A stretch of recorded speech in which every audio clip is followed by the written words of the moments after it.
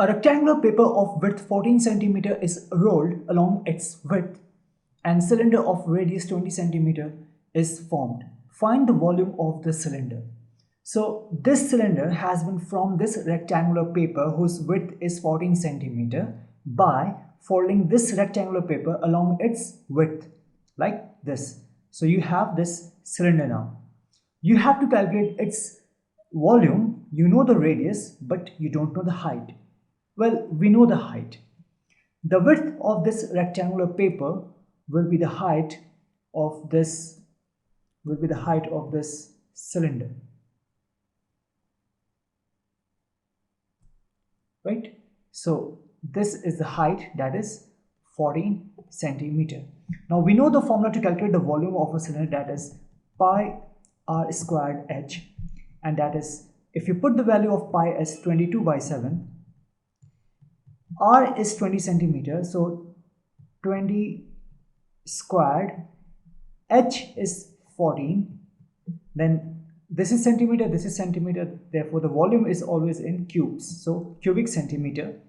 And if you solve this, you'll get 17,600 cubic centimeter. This is the volume of this cylinder.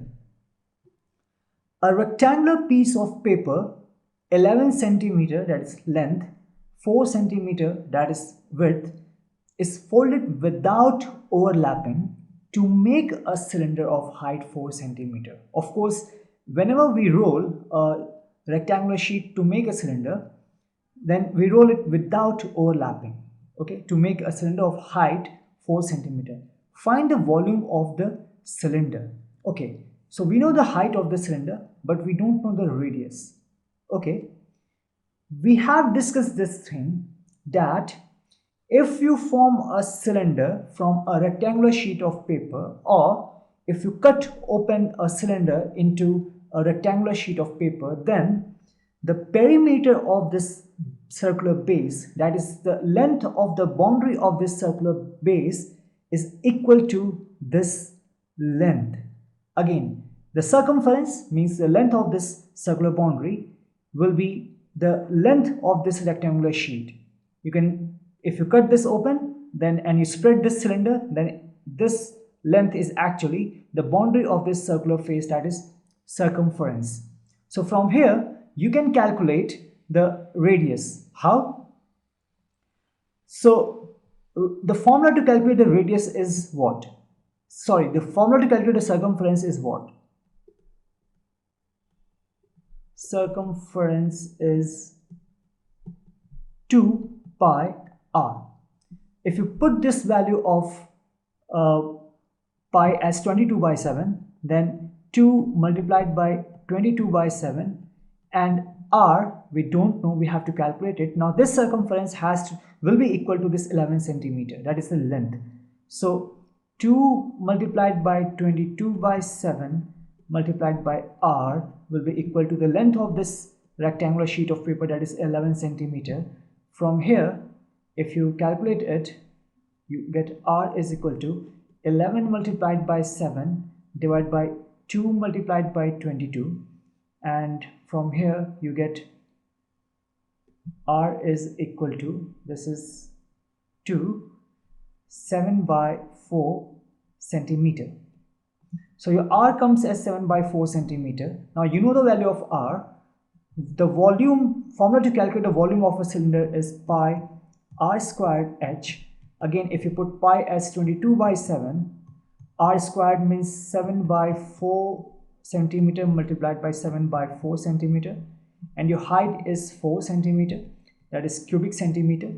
From here you get, if you solve this value, you will get 38.5 cubic centimeter.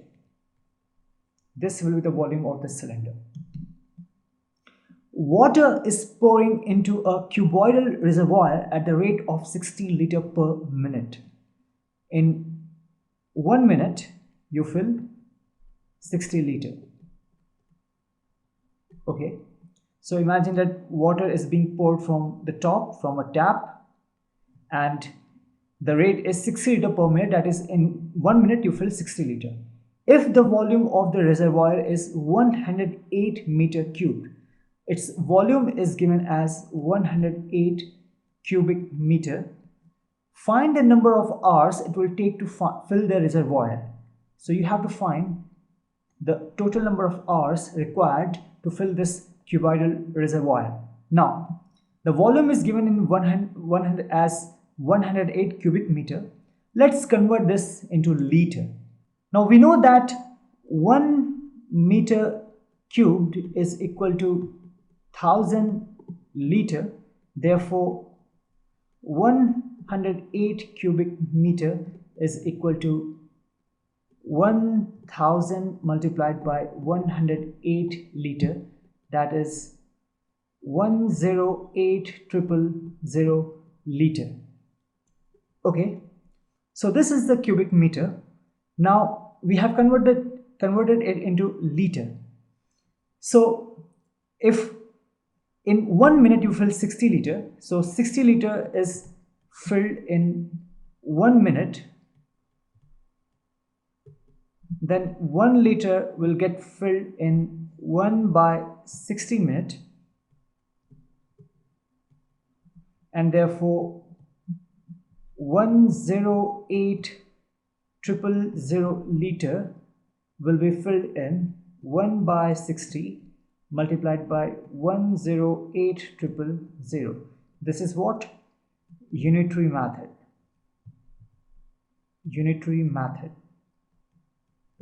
So if you solve it, you will get you will get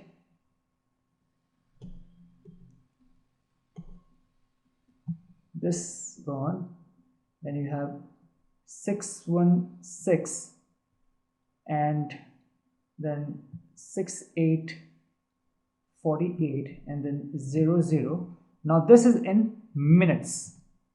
This is in minutes. Now this is in minutes, so 60 minutes, we have to convert this into hours. 60 minutes means 1 hour.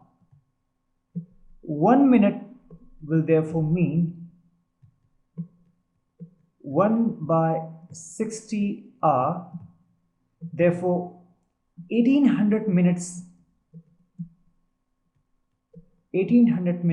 means 1 by 60 multiplied by 1800 hours, that is 30 hours.